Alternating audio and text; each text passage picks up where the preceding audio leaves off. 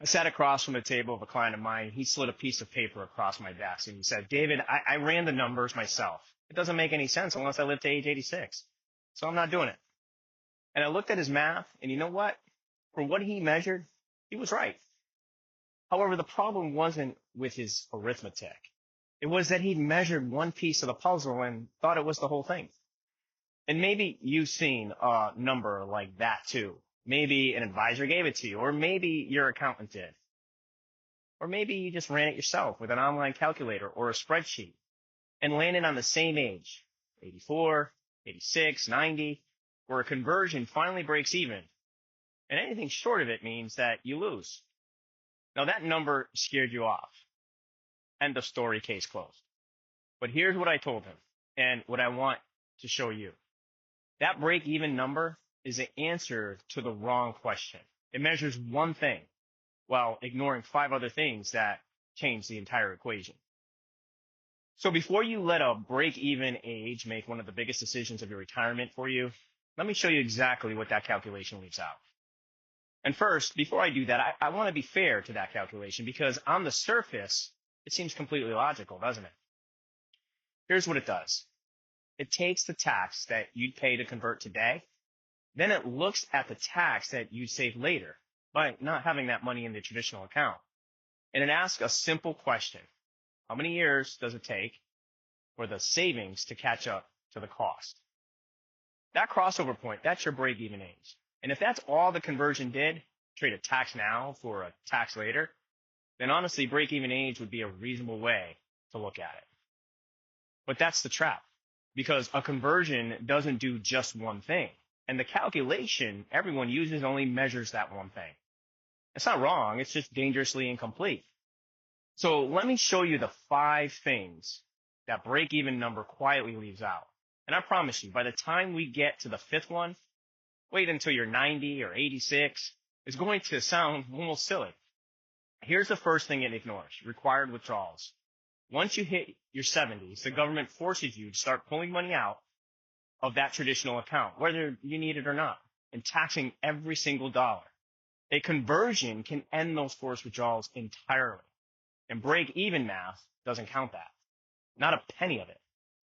The second, your Social Security. When you pull from a traditional account, that income can cause your Social Security benefits to be taxed.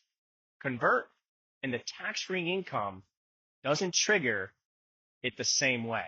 So you potentially are rescuing a chunk of your Social Security from taxation for the rest of your life. The break-even calculation ignores that completely. Third, your Medicare, those same traditional withdrawals, can push your income over invisible lines that raise your Medicare premiums for years. Staying in a tax-free world can keep you under those lines. Again, the simple break-even math has no idea that that's actually happening. And fourth, the fees. Remember, in that traditional account, you're paying fees year after year on the whole balance, including the portion that was always the government's. Now you convert, and that silent partner, the IRS, is gone. And so are the fees you were paying to grow his share. Not in the break-even number either.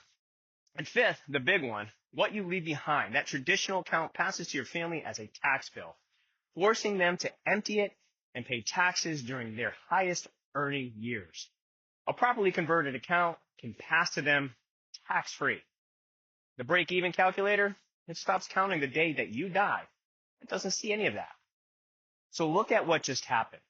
The break-even math measured one thing, tax now versus tax later, and it ignored 5 others, your forced withdrawals, your Social Security, your Medicare, your fees, and your family's inheritance. That's not a small omission.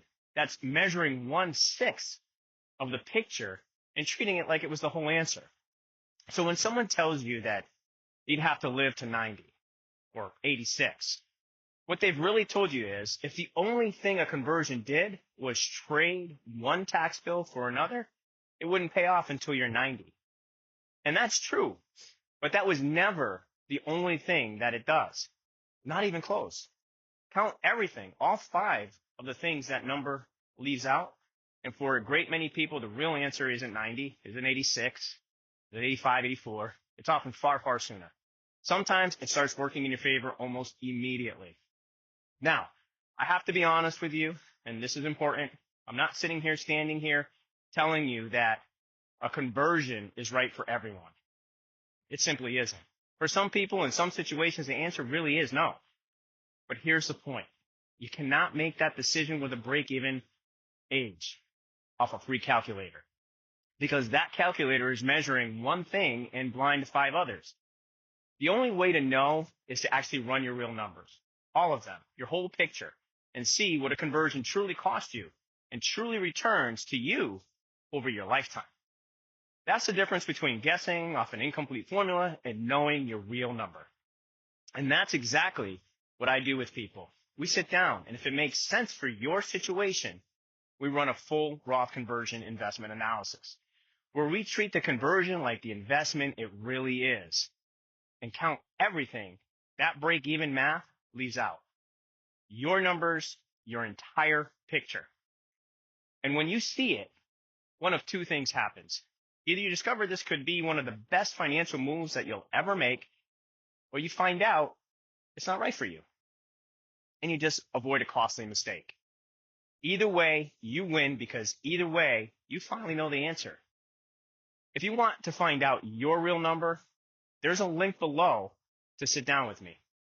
Now, even with all of that, I know some of you are still holding on to the next objection, because it's the one I hear right after this one. But David, if I pay that tax, that's money leaving my account. Won't I have less money growing for me? Lost opportunity? Now that sounds airtight, and it's wrong for a reason most people never see. That's the very next video. Subscribe now so it finds you, because these are objections that are the exact things that are standing between you and the best decisions that you could ever make for your retirement. I'll see you there.